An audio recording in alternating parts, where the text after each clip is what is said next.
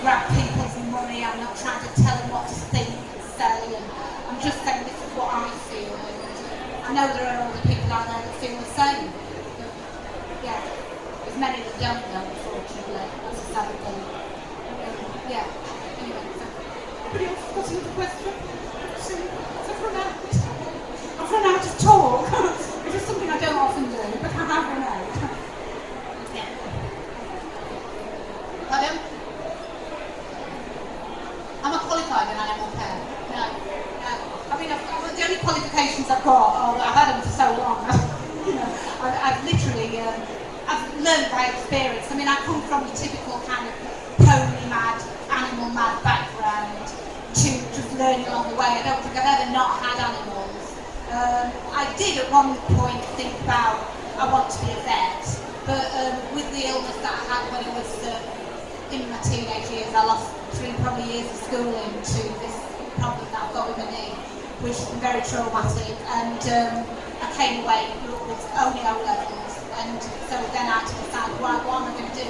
Just got a normal job and started to help animals through like funding other organisations and doing sport and rescuing a few, and that's when I met my partner and set up the sanctuary. Just got animals everywhere on a small bungalow where he lives, and that's one of the horses had a bad accident at a livery yard, and we said we can't do this anymore, we've either got to set up something formal or not do it at all. And that's when I gave my job up, moved out to the sanctuary, and he carries on working, paid for it. And to be fair to Martin, he has to work really, really long hours in a job he hates to get the kind of money in that we need for the animals. And he's very good because all his holiday has had to go on me being away to go for the running. So literally it's like a tag team. He gets home the night before I go and I set off. And the minute I get back, he goes to work. I hardly ever see him. I mean, people ask, well, you know, this silly woman from Top Sante, well, how do you relax? I'm thinking, what? I can't even spell it, let alone do it. And, you know, to go out for meals together, kill time alone. I'm thinking we're talking on a completely different, you know, topic here. We've never been out for a meal together. We've never actually been out anywhere together. He's there, I'm off doing what I'm doing. Or he's at work, and I'm at sanctuary, and that's the way it works. That's the only way it can work. To actually do the amount I'm doing. I mean, people say, oh, what's the secret of your success? It's just our graft. I mean, there's nothing more to it. I mean, it's really hard, heavy work.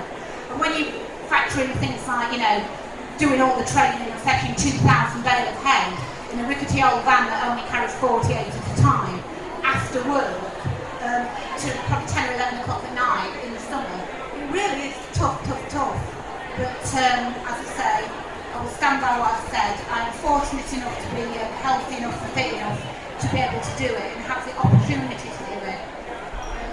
And I will always do that. I'll never waver in what I'm doing and what I'm thinking. You know, and I'm proud to say that. Yeah, so that's my thing. Anybody else? Yes, how do these animals getting into your farm? What's the condition? When do you get them? How do they get into? Where do you normally take them into the farm? How's it happening? Where they're from? Well, they can come from anywhere. I mean, obviously, the internet has really changed things very dramatically, very quickly. I mean, at one time, if you wanted to get in touch with someone, you wrote them a letter or you rang them. Now, you hear about things on the internet. I try to take in, dogs-wise, it's changed. I used to take in only elderly dogs, and then the need changed. It's gone to staffy types, bull types, and that's what I take in now. Bull terriers, the dogs that cannot go anywhere else, they cannot be rehomed, I will take. And I've got 26 dogs in the house, all staffy type breed, and they all live together.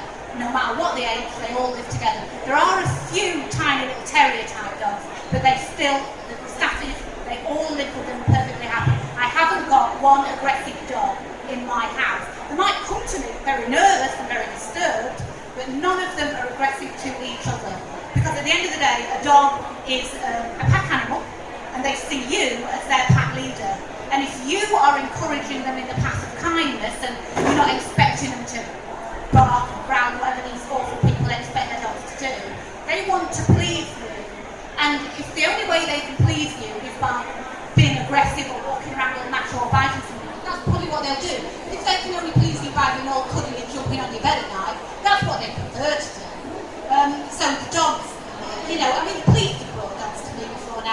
obviously dogs that we found in houses, protecting drug stashers, and we'll say, we know it's going to get put down. Do you think you can care for it? You have it. I tend to take farm animals. I will always try and help pigs because I think they get it's one of the wretched deals, along the way. I'm getting asked to take an awful lot of horses. Everybody knows I'm a big horse person. I don't know what it is, but they've always been in my blood, horses.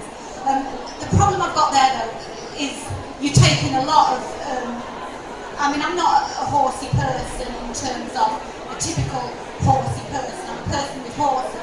And a lot of the time, the horsey people will just want to get feel-good factions, discarding their old animal without, they want rid of it, but they won't want it on the conscience. I've got 60 horses at the moment to look after.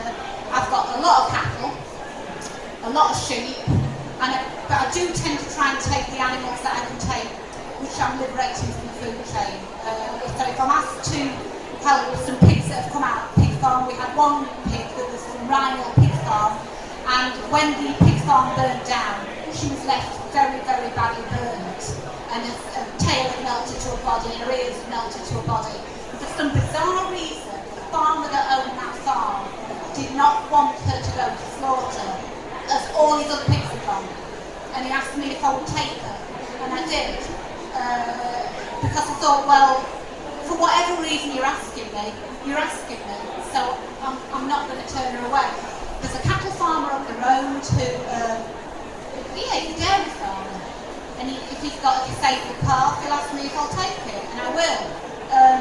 Because at the end of the day, I'm helping the calf, I'm not interested in him. I'll say what I've got to say, and I'll do what I've got to do to get that animal out and give it a good life.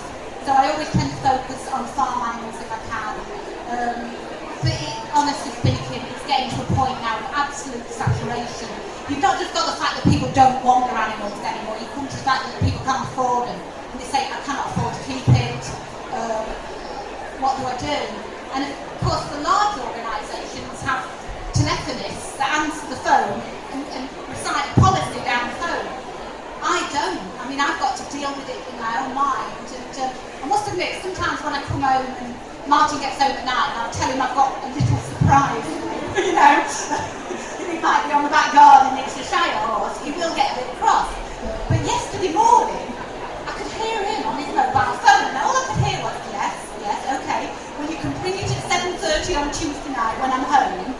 And I'm thinking, what are you up to? And I said, what was that? And he said, some man, he said, can't go into specifics, but he can't keep his elderly cat anymore. I said, you see now, it's not so easy when you're asking things.